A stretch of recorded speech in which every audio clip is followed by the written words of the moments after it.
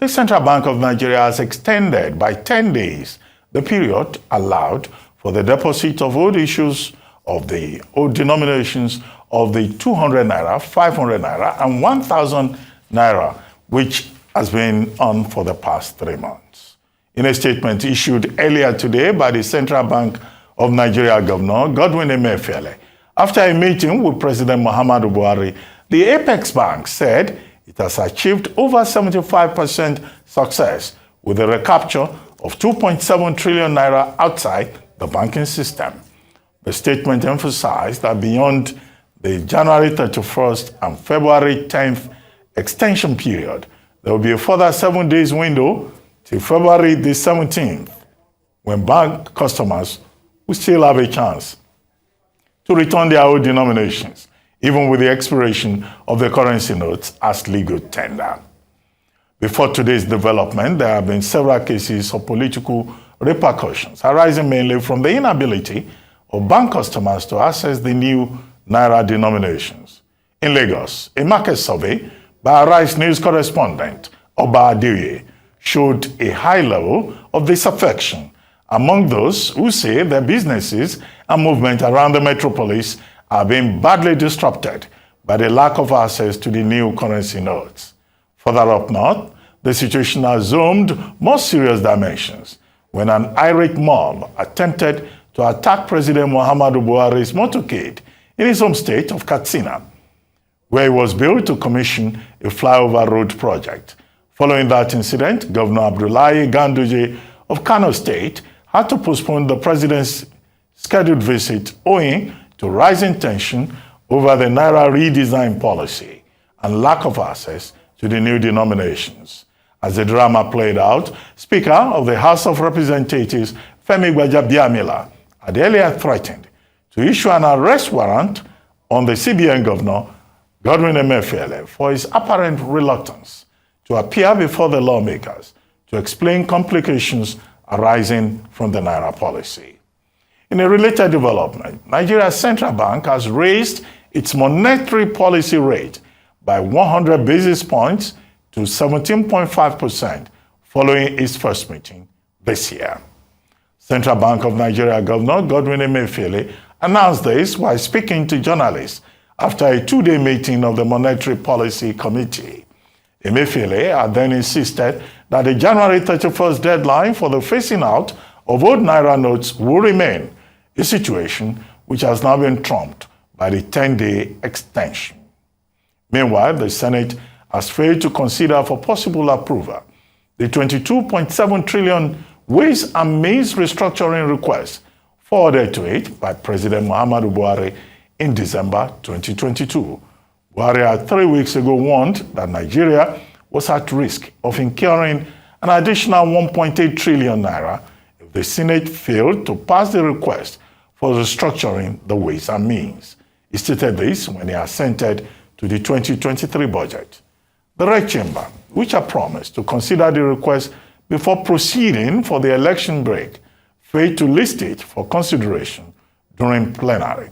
Senate Leader Ibrahim Gobi, who is chairman of the special committee set up for the purpose of getting details of the document from the relevant heads of federal agencies, did not say anything about it throughout the plenary session.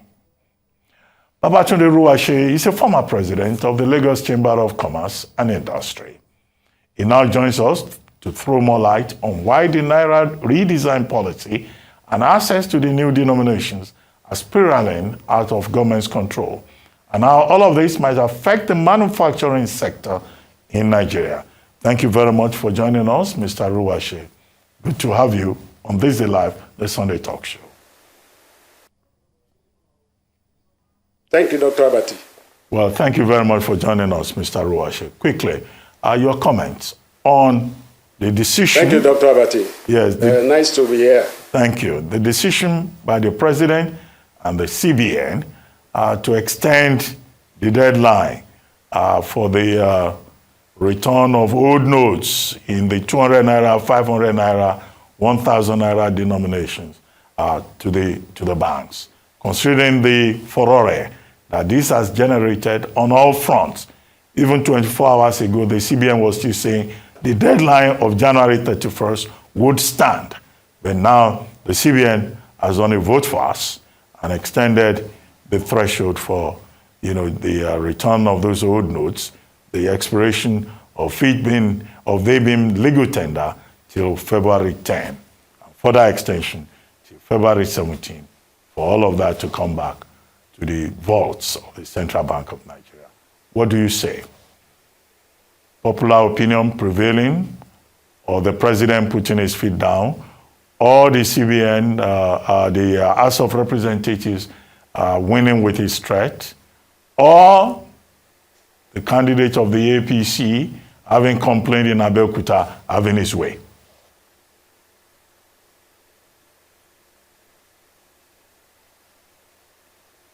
Can you hear me? Yes, I can hear you, Dr. Abati. Okay, but you had a question. Yeah, please go ahead. It's gone again. Okay, I just it's gone again. Can I just respond wanted now? Yes. Yes, thank you. Nice to be here. I think the problem we have of all this drama that we are going through is because of lack of patriotism and regulation that is not properly done. It's not the first time we are swapping old currencies for new ones, but it's the first time we have to pay the money into the account. In the past, you will take your money to the bank and it will be changed to a new note.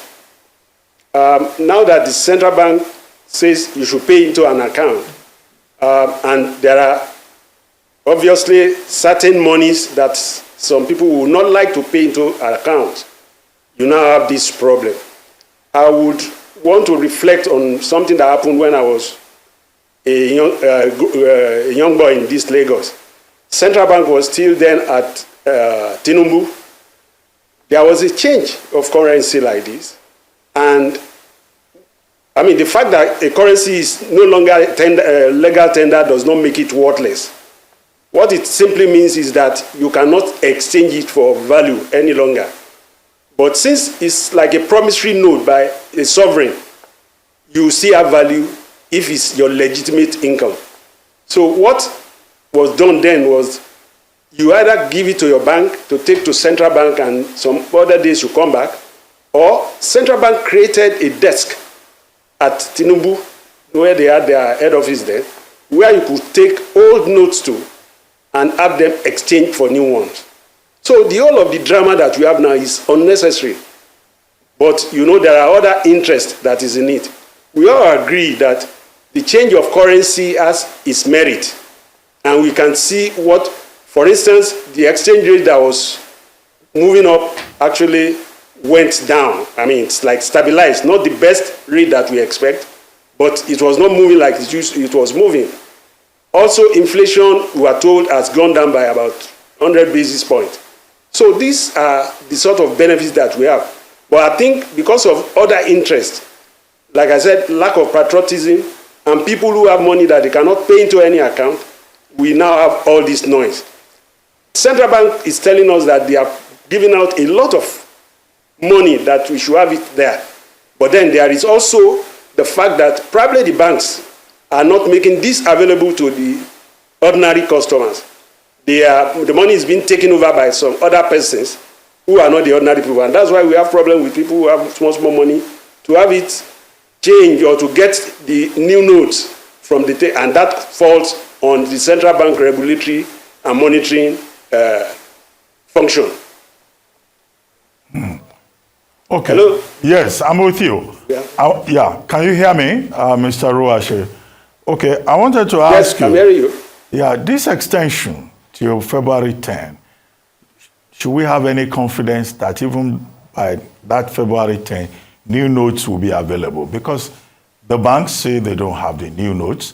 The CBN says they've supplied more than enough new notes. Nobody can find the new notes anywhere. Many ATM machines have been shut down. The banks, as at 2-3 days ago, were still giving out old notes, even if churches and other stakeholders in society have said they will no longer collect the old notes? Is there any guarantee that this will work, this extension will work? If you ask me, the extension is not necessary, will not solve the problem. The problem of not having the notes still falls back to the CBN, who are supposed to supervise and monitor what is happening. If indeed they have given out enough notes to the banks, they should ensure, they should trace it and make sure that the money gets to the people. The banks should be able to demonstrate, convince the central bank that they have that the money they give them is actually getting to the people. So I think it's still the central bank that should do its work by ensuring that the ordinary person have access to this new note. And like I said, the fact that, by my own understanding, the fact that the note is no longer a legal tender does not make it worthless. That fact should be made known to people.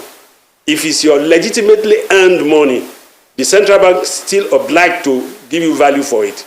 Albeit it could be not immediate, but you will get value for your money. You're not going to lose money by not having it change at that the date, as long as it's your legitimate earning. The central bank is obligated to honor this promissory note that I put it, that the federal government is a sovereign promissory note that if I give you this, I'll pay you 100 naira, 1,000 naira, 200 naira. It's an obligation by the government. So extending it will not actually solve the problem, but ensuring that the banks, the central bank, the banks, they all both do what is right for them to do. And we should not forget that the difference in this one, this attempt, is the fact that you are not exchanging money. You are paying it to an account, and you can only withdraw within the threshold that is allowed by the central bank policy.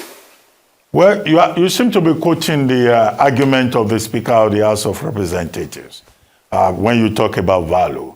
And he quoted Section 23 of the CBN Act itself.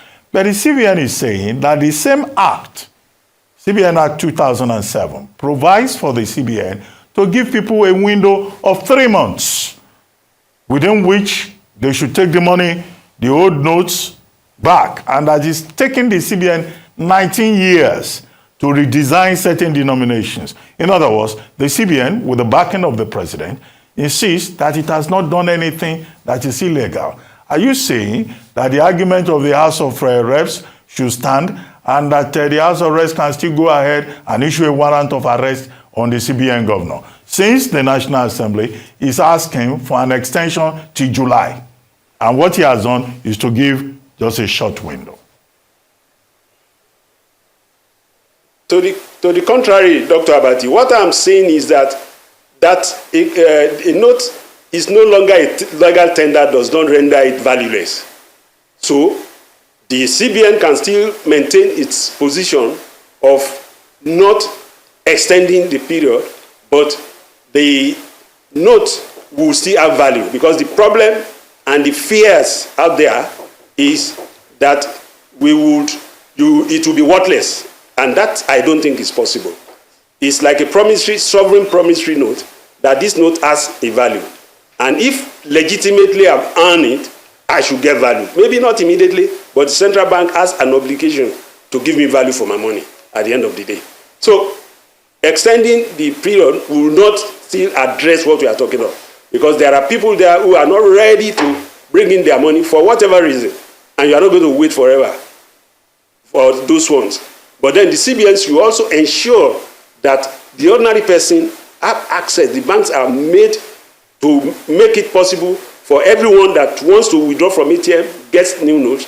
Anyone that goes to bank wants new notes, get new notes within the threshold. So extending it, as far, in my own opinion, does not even solve the problem that I've identified there. Okay, let's talk about monetary policy.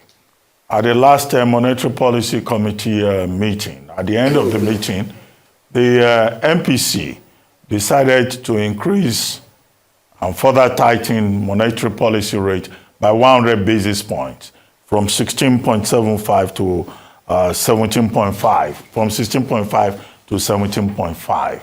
Now, what are the implications, particularly for investors and also for the manufacturing industry? And the basic argument of the CBN is that the fact that there was a 13 basis points drop in inflation in December is not enough reason for the for the Monetary Policy Committee to either hold or change its position, and that further tightening was required. But what would be the implication for the business community? Of course, it's going to shoot up the cost of borrowing for the industry. Cost of production will go up by that amount of money. It's going to be difficult to access funds.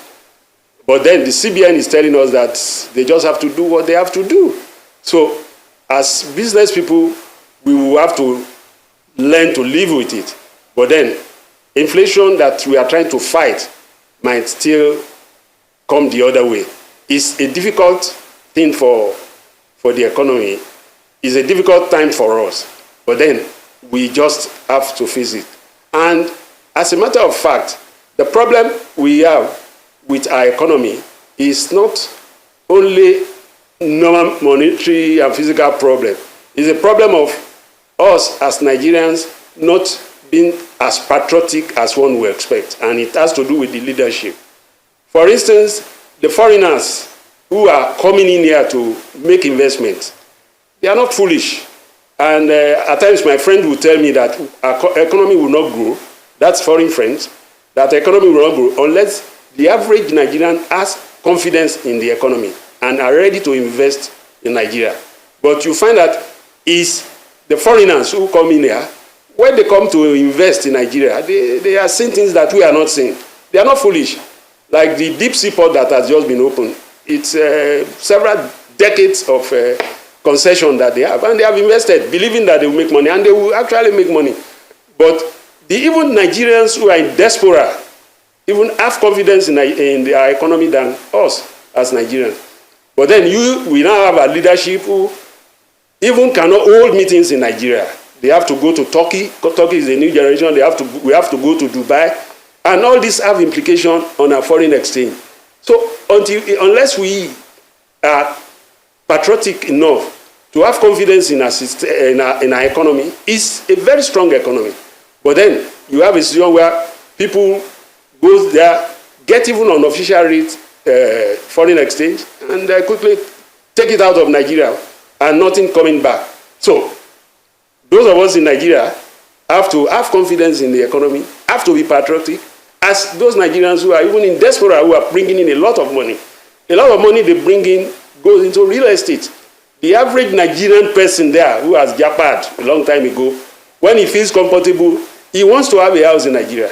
He will start sending money. And the real estate industry today is even riding a lot on that, because in the past people will send money to uncles and relations and they don't get anything at the end of the day. But then this is the gap that some real estate developers have filled up, who are now selling things to Nigeria, and the money is coming into Nigeria. The foreigners are coming in there. Most of the companies that are in manufacturing, even are Greek today, are foreign companies, and they are doing it bigly. So we should learn to have confidence in this system. We should be patriotic enough, because there's everything good about this economy. It's a strong economy if we have that courage and confidence in our economy. Our leaders should stop going out there to hold even meetings. Ordinary meetings, you go to Turkey, you go to London, you go to Dubai, you have little money. Let's invest all this money in this economy, and then the economy will grow.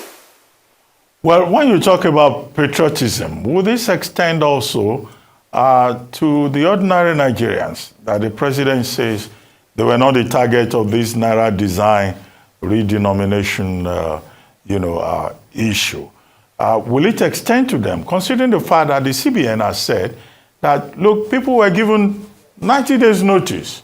It took over 100 days. People are still saying, oh, the banks should be left open, the banks should collect money from them, Meanwhile, it's the same thing with the national identification number. People don't respond to government directives until the last minute. Even voters registration, many people did not register until it was beginning to get late. Even INEC has had to extend the collection of PVCs. Do you think that the ordinary man that we're told is not the target is part of the problem? Dr. Abati, patriotism has no level. But of course, patriotism, leadership has a way of influencing those below the ladder. If at leadership level, who are the people the ordinary man looks up to, they are not patriotic, or we are not patriotic, then you won't expect the ordinary man to take some of these things seriously. The problem we have today has to do with lack of patriotism and leadership. The ordinary person we are talking of, very few people would have 100,000 naira. But they want to live their normal day. They want to be able to go to the POS, at ATM. You go to ATM, you only collect the money for the day. Some of them are there to collect only 10,000 naira. But lack of patriotism, if a big man has been able, who has a bank or has a good connection in the bank, has been able to take most of the money that they should have put in ATM, it affects the ordinary man. He loses confidence. He is not able to meet his daily basic need. He doesn't have confidence in the system. So he still falls within the sphere of the ruling class, the leadership, to give good leadership to the people. And people will follow. That's my belief. Okay, one more question before we wrap this up. And it has to do with the Ways and Means debt of 22 trillion naira. The federal government had proposed that the National Assembly should securitize it. Arguments have been proffered that this is against the law. Section 38.3a and Section 38.3b. That 3a, Section 38.3a says advances must be paid within the financial year. Section 38.3b says you can't carry your debt forward, either in terms of promissory note or in terms of securitization. But that's precisely what the federal government of Nigeria, the CBN, the Debt Management Office, is proposing. And now the National Assembly, we have been told, did not look at it at this time, maybe after recess. But the fear is that that debt is going to balloon when you add other debts to it, domestic debt, promissory notes, balloon up to 77 trillion naira. And that's what the next president of Nigeria would be inheriting. What do you think is the way forward? Because a few days ago on the morning show, we tried to find a solution. Okay, this money, Ways and Means, government has incurred this debt, a burden for all of us. So how do we solve the problem? Now, well, you can't correct illegality by illegality. If the law says we should not do this, we shouldn't have done it. Okay, then we have done it.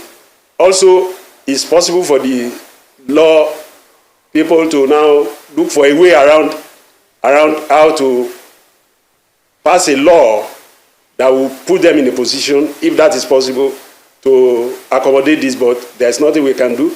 But then every person that is involved in this breed that took us to this should pay dearly for it. They should pay dearly for taking us into this mess, putting us in a position where we have committed a crime, so to say. And I think that's the way to go. That not attending to it now will not be in the interest of the economy, because like they said, it becomes more expensive to pay at a later date and all that. I think the lawmakers can deal with it legally, pass whatever law they have to pass to accommodate this, but then people who are involved should actually be punished so that we don't have a reoccurrence in future. Well, these are my suggestions. Well, the Central Bank of Nigeria says it is a lender of last resort, but the attention of the CBN should also be drawn to the Fiscal Responsibility Act, which talks about the threshold within which you can apply Ways and Means. And that threshold, that limit was exceeded. And you are absolutely correct. The laws of Nigeria have been broken. But who is going to guard the guardians? Well, thank you very much, Mr. Babatunde Ruwase, former president of the Lagos Chamber of Commerce and Industry. Thank you very much indeed for joining us. We take a short break now on This Day Live, the Sunday Talk Show. When we return, the conversation will continue. We'll be right back.